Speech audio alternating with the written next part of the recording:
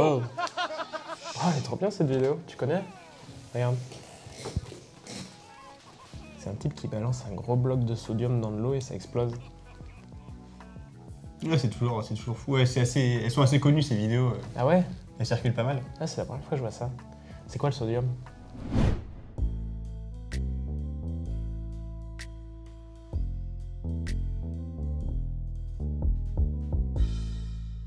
En fait, le sodium, c'est un métal blanc. Un métal blanc. Ouais. Mais si tu balances de l'aluminium ou du fer dans l'eau, ça va pas exploser? Non, dans le métal du sodium est beaucoup plus réactif, là, pour le coup. Il va être très interactif avec beaucoup de produits, notamment avec l'eau. D'accord. Mais comment ça se passe exactement? Le sodium va, disons, décomposer l'eau. Décomposer l'eau. Tu sais déjà à quoi ça ressemble l'eau d'un point de vue moléculaire? Ouais, c'est H2O. Ouais, exactement. Donc c'est un atome d'oxygène et deux atomes d'hydrogène. C'est ça. On a notre oxygène magnifique, un oxygène souriant, et deux atomes d'hydrogène. En fait, quand le sodium il va réagir avec l'eau, il va un petit peu décomposer la molécule, c'est-à-dire qu'il va séparer certains atomes.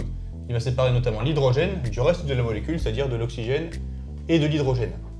Il va se lier à l'oxygène et l'hydrogène pour former ce qu'on appelle la soude. Et de l'autre côté, tu vas avoir le petit hydrogène, qui lui n'aime pas du tout rester tout seul. Ben oui, il est instable. Exactement, il va être complètement instable. Heureusement, il y a Joe. Heureusement, tu as plein d'autres molécules d'eau. Et chaque molécule d'eau, justement, qui va être en interaction avec le sodium, va faire la même chose, c'est-à-dire que tu vas avoir d'un côté l'oxygène et l'hydrogène qui vont séparer, et de l'autre côté l'hydrogène qui va séparer.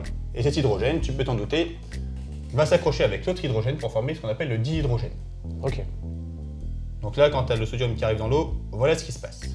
Et pourquoi ça explose? Ça explose pour deux raisons en particulier. Première raison, lorsque le sodium va s'accrocher à l'oxygène et l'hydrogène, il va faire ce qu'on appelle une réaction exothermique. Exothermique. Exothermique, extérieur, thermos, chaleur qui sort. C'est une réaction qui va chauffer. C'est tout à fait ça. C'est une réaction qui va produire de la chaleur. Et Mais comment tu connais ces mots grecs? grec LV3 pendant 3 ans.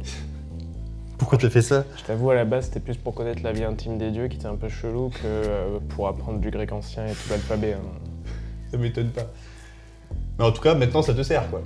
Donc là, la réaction, elle va être exothermique. Donc, comme tu l'as très bien dit, ça va produire de la chaleur. Oui. Mais le fait que ça produise de la chaleur, ça va pas exploser. Bah non, c'est sûr. Sinon, ce serait la guerre. Ce serait la cata dans toutes les maisons, surtout avec les chauffages qu'on a. Bah ouais. Bon, heureusement qu'on doit le baisser à 19 degrés parce qu'on a quand même moins de chances que ça explose. Là, ici, ce qui va exploser, ça va être notre dihydrogène. Ah oui, ok. Je sais pas si tu avais fait des expériences peut-être avec Si. le dihydrogène au lycée. Ouais. Si, ça me rappelle, il y avait le prof, il avait une sorte de bec et il faisait chauffer le dihydrogène, ça faisait une explosion en mode. Ouais. Comme ça. Tu fais vachement bien. Merci. En fait, quand l'hydrogène va se former et que tu vas avoir la réaction exothermique, cette chauffe va faire en sorte que l'hydrogène va exploser et va faire ce fameux. Donc au final, quand ton sodium va arriver sur l'eau, tu vas avoir cette réaction exothermique et justement ces petites Formation de dihydrogène. formations de dihydrogène chaud qui vont exploser et qui vont exploser même en dessous du sodium. Donc il va y avoir des espèces de petites cavités qui vont être enfermées et qui vont faire que le sodium va complètement exploser. Mais du coup, tu penses que je pourrais faire cette expérience avec mes élèves? Ah, vaut mieux pas. Ah ouais. Vaut mieux pas du tout. T'as vu la vidéo, c'est-à-dire que quand t'as le bloc qui va exploser, ça peut exploser n'importe où. Et ça explose très fort, donc il suffit qu'il y ait un mauvais angle et que ça explose dans le visage d'un de tes gamins, c'est pas faux, génial. Et puis même si tu voulais absolument faire ça et mettre en danger tes enfants, je suis même pas sûr que tu pourrais acheter du sodium. Le sodium, il faut être un laboratoire pour pouvoir en acheter, il faut avoir des habilitations spéciales. Ah ok. D'ailleurs, ça me fait penser à un truc, le sodium, tu peux pas te balader n'importe comment avec. C'est-à-dire que si tu as du sodium avec toi, le sodium, il est conservé dans de l'huile. La réaction se fasse pas. Pour que la réaction se fasse pas, pour qu'il soit protégé de l'air et de l'humidité même qu'il y a dans l'air, pour être sûr que ça chauffe pas à l'intérieur et que ça explose pas dedans. Ah ok. Ouais, mais le sodium, c'est pas ce qu'ils utilisaient pour les appareils photo d'époque? Si, exactement. Et justement, en le brûlant, ça pouvait donner des petites couleurs. Tu te rappelles, on avait parlé pour les feux d'artifice? Oui, c'est vrai, je me En souviens. fonction de ce que tu brûlais, tu pouvais avoir différentes couleurs. Ok. Et là, pour le sodium, ça donne cette couleur pour le flash. Ça marche. Mais il y a du sodium dans le sel de table aussi, là. Ouais. Et quand on fait chauffer l'eau des pâtes, ça explose pas? Non, parce que le sodium n'est pas présent sous la même forme que le sodium qu'on faisait exploser. Ok. Là, quand on le met dans l'eau des pâtes, il va être là sous forme d'ion.